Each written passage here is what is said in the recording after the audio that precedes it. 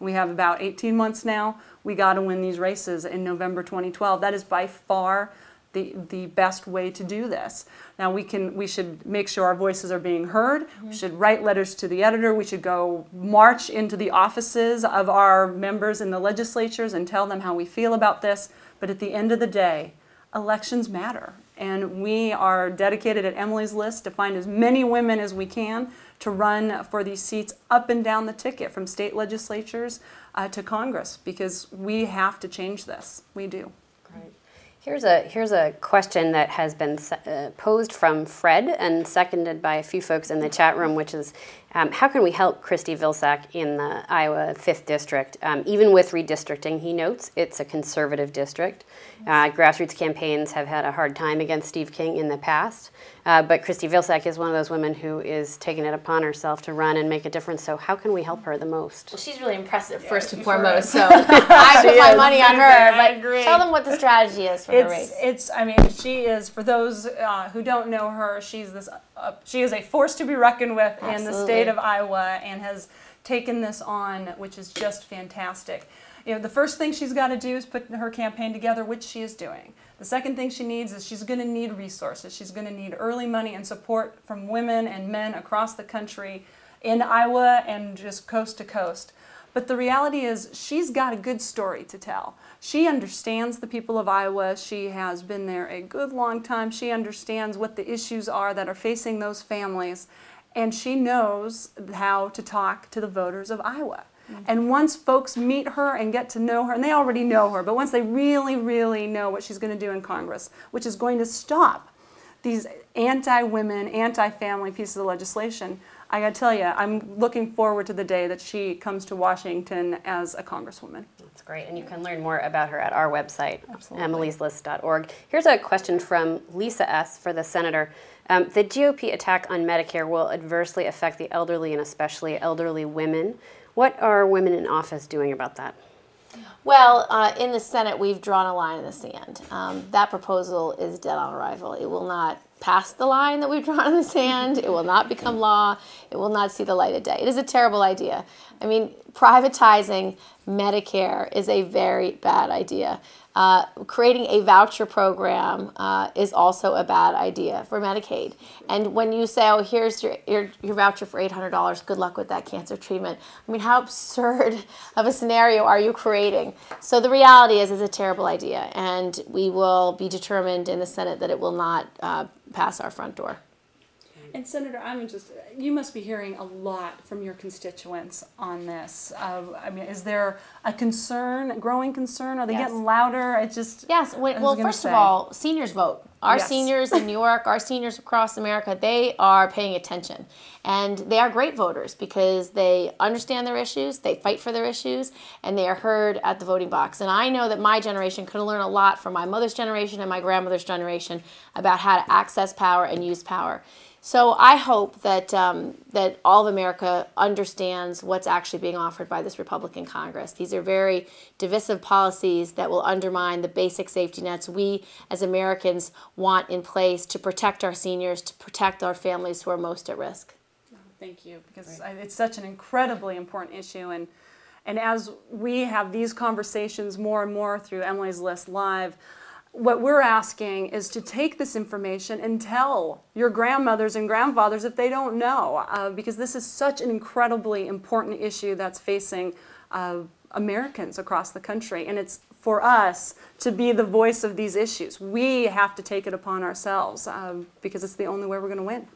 We have 10 more minutes, so if there are folks who are watching who have not asked their questions, go ahead and ask them now. I have a terrific one from Connor M. I've been waiting for somebody to ask this. How can men who are involved in their local political parties properly empower their female counterparts to rise through the ranks? What can men do to help women like you get elected and serve? Well, the question I think was a little bit more about party structure.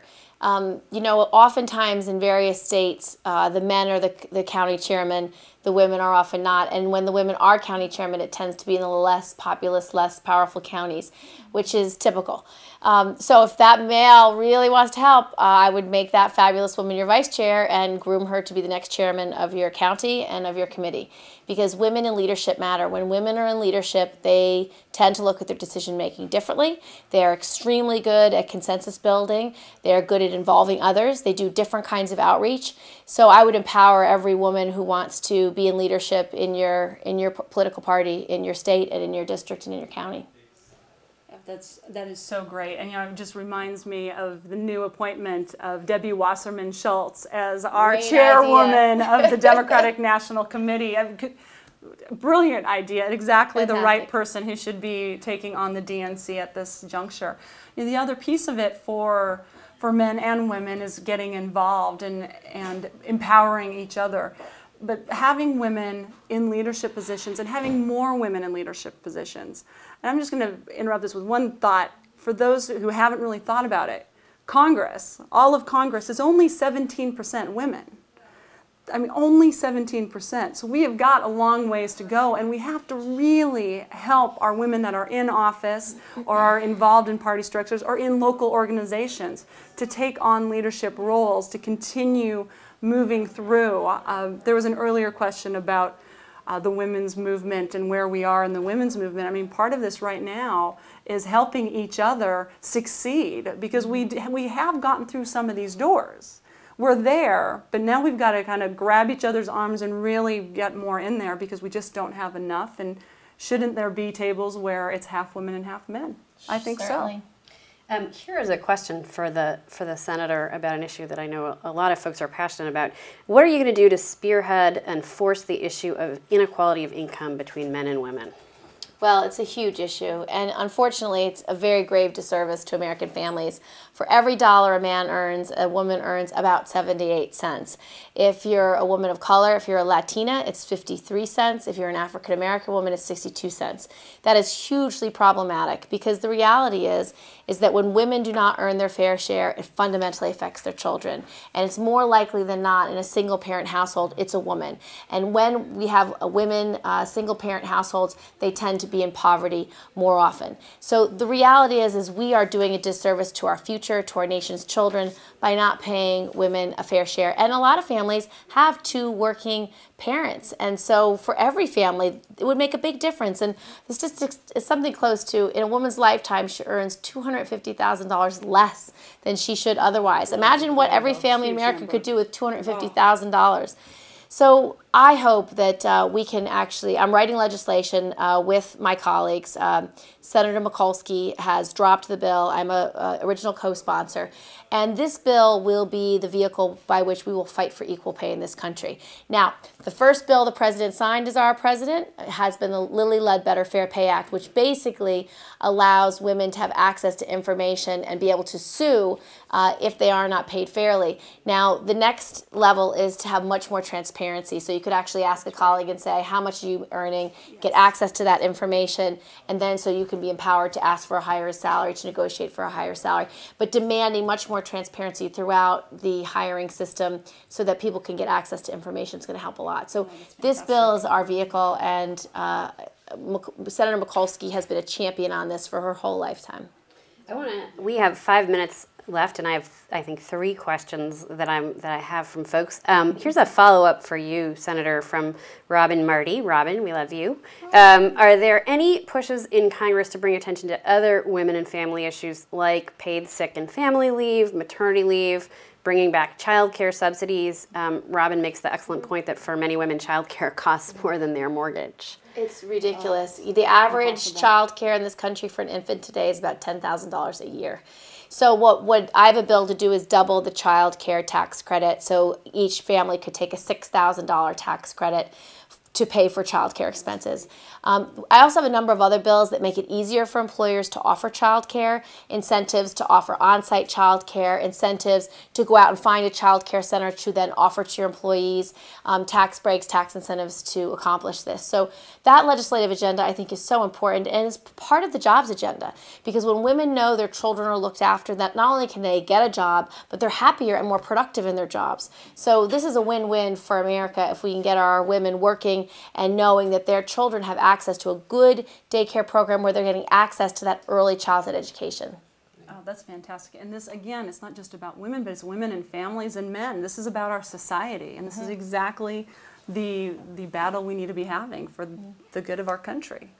Here's a question for Stephanie with her political strategist hat on. I recently moved from Columbus to California and found my district is held by a Republican, and I want to know what I can do to turn it around. Oh my goodness.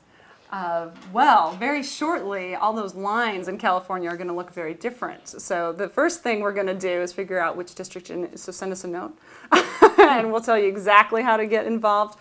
But again, this is, call the Democratic Party up or give us a call. We'll let you know who's announced to run against that Republican. And again, it's about helping these campaigns get up and running fast. We've got some great opportunities to elect some really wonderful women in California and re-elect a whole group of members of Congress out there. But the lines are getting redrawn under redistricting. So the California lines are going to look real different, and it's going to make it very interesting across the state. So stay tuned in California. It's going to be a wild ride this cycle. Great. I'm going to end with a question that I got earlier for both of you, which is, it's sort of a two-pronged question, but it's from the same person. What can young women do now to prepare to get into politics later? And how can college students help? Well, college students can help by working on campaigns. I can tell you, in my first congressional race for 2006, we had college students from all over the state literally come to this upstate New York district to go door to door. By the end of that campaign, we were knocking on 10,000 doors every day, and we were doing 20,000 phone calls every weekend. No joke. And that was largely driven by college Dems. I can tell you, you guys make a huge difference because you're the manpower that needs to really be on the ground to convince voters that the election is important to you. When you go to someone's door and says, I feel so passionate about this candidate because she believes in A, B, and C, you've just won over a voter. And that voter may not have seen my commercial or may not have seen the mailing that I sent, but they talk to you and they remember it. So that's one thing that college kids can do. And for a young person who's thinking about running for office, one thing I did is I did 3 candidate training classes before I ever ran for office and ever really decided to run. I did the Women's Campaign School at Yale. I did the Women's Campaign Fund. Emily's List has trainings, and I did Eleanor Roosevelt Legacy training. So I did so much training. I knew every aspect of a campaign. And the last thing I'd recommend you doing is work on somebody's campaign. There's nothing better than knowing what it takes to elect somebody else to know what it would take to elect you. And 10 years before I ran, I spent working on other people's campaigns, and I raised hundreds of thousands of dollars for other campaigns. And as a consequence, I had a network and a list of donors that had helped all these other campaigns that I cared about, who that I could call and ask, will you help me? And it made a huge difference. Stephanie, what can college students do to be a part of Emily's List? And what would you say to young women thinking about politics in their future? Absolutely. Well, I mean, the first and most important thing is get involved any way you can. And that's exactly what was laid out here. For us, come check out the Emily's List website, sign up, join Team Emily, which is a volunteer aspect of Emily's List that supports women candidates around the country, which is incredibly important. And tell folks what you're doing.